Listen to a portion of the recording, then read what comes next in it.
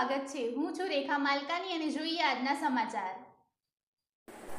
માલપુર તાલુકામાં માત્ર 8 વર્ષની બાળકીની આબરૂ લૂંટવાનો પ્રયાસ। વાંકાનેડા ગામમાં વહેલી સવારે બની ઘટના। ઘરેથી માત્ર 500 મીટર દૂર ઘરનો સામાન લેવા ગયેલી બાળકી બની ભોગ। દુકાનદારે નજીકના ડુંગર પર ખેંચી જઈ કર્યો દુષ્કર્મનો પ્રયાસ। બાળકીના કપડાં કાઢી નાખી શરીરે બચકા ભર્યા। બાળકીની બૂમાબૂમ અને ચીસાચીસથી બાળકીની માતા દોડી આવી। બાળકીની માતાને આવતા જોઈ નરાધમ અર્ધનગ્ન અવસ્થામાં ભાગ્યો। બાળકીએ પોતાની સાથે થયેલા દુષ્કર્મના પ્રયાસ વિશે પરિવારને જણાવ્યું।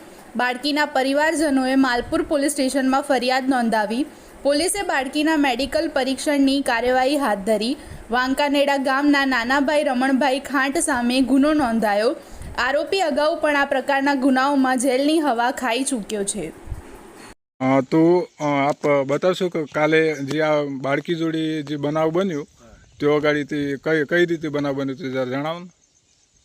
ઓયથી અમને કીધા લે બોલીને જતી રહી ત્યાં છોકરી ચોજી એમ કોઈને વાર લાગી એટલું દોડેલી ગઈ। થોડો અવાજ લાગ્યો ડુંગરામાં હતી નાની દુકાને જઈને 2 કોળી કરી લીધો અને 2 પાલી। જે દુકાને અહીંથી કેટલી દૂર થાય દુકાન તમારે? 501 મીટર જેવી છે ને? હા બરાબર। તો એ જે દુકાનદાર વ્યક્તિ હતો એનું નામ નાનાભાઈ રમણભાઈ, ગામ વોકાનેડા એમ ને?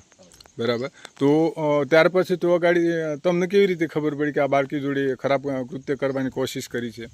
મેં દોડેલી ગઈ એટલે એ છોકરો હતો તો દોડીને નાનાભાઈ રમણભાઈ જતા દોડેલા। બરાબર। એના પાસે કપડો નતો, લેગો પહેરતો ને પહેરતો જતો, બોડું ચડ્ડું પહેરેલું હતું અને આ છોકરીના ડુંગરામાં લુગડા વગર પડી હતી। પછી મેં ખોડામાં લઈને પૂછ્યું કે મારે સોય કશું જવાબ કર્યું નહીં। બરાબર। અને પછી રોતી તો હું છું બેટા તો મને કાકે બચ્ચો કરીને મને હું આ ઠેકાણે ડાસો ગાલે એમ કરતો ને એવું મને કોશિશ કરીને હું આ દીકતી એમ। બરાબર। ત્યાર પછી તમે કોને બોલાયા? તે અગાડી કોણ હતું બીજું? હાજર હતું કોઈ? હાજર કોઈ નતું પણ પેલા પ્રતાપભાઈ જતા તેનો પાસે ફોન કરાયો કે મારા ઘરવાળો ફોન થી ઉપાડતો તમે ફોન કરો। બરાબર। તે અમને ફોન ઉપાડ્યો નહીં, દોડનો કોથળો લઈને આવતા હતી। હા, ડેરીમાં ગયેલા હતા? ડેરીમાં ગયેલા હતા। બરાબર। સવારે 7:30 નો ટાઈમ હતો, સવારે વહેલા? બરાબર।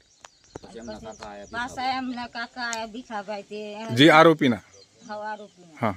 એમને પૂછ્યું કે કાકા આ છોકરીને આવું કરાયું હોય, આ છોકરીની ઉંમર જો અને અમને આવું કરવાનું ક્યાં આવે છે? આ બાળકી છે આપણે કયા ધોરણમાં ભણે? 3જા ધોરણમાં। 3જા ધોરણમાં એમ ને? હા બરાબર। ત્યાર પછી તમે ફરિયાદ આપી પોલીસ? હા। કેવો ગાડી? માલપુર? માલપુર। એટલે તો રૂબરૂપ જઈને આપી કે પોલીસ બોલાવી હતી? એ ગાડી રૂબરૂપ જઈને આપી। રૂબરૂપ જઈને ફરિયાદ આપવામાં આવી એમ ને? કશું